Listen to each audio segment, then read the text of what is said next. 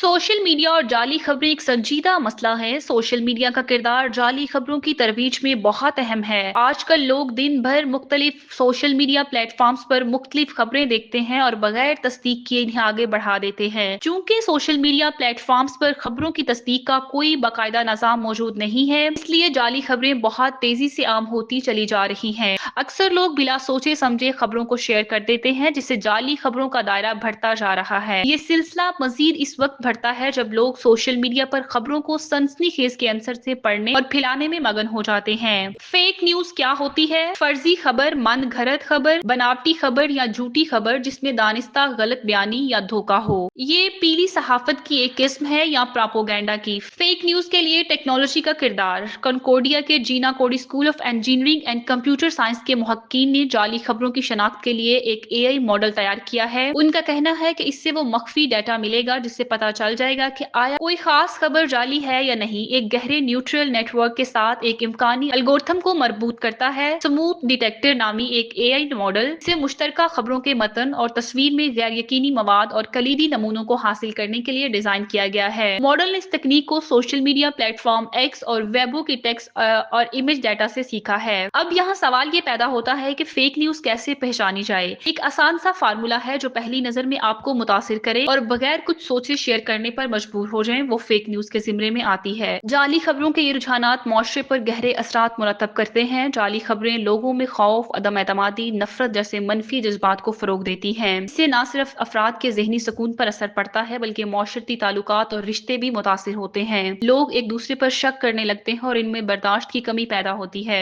जाली खबरों की वजह से बहुत से अफराद और इदारे बदनामी का शिकार भी होते हैं, जिससे उनकी साख और एतमाद को नुकसान पहुंचता है।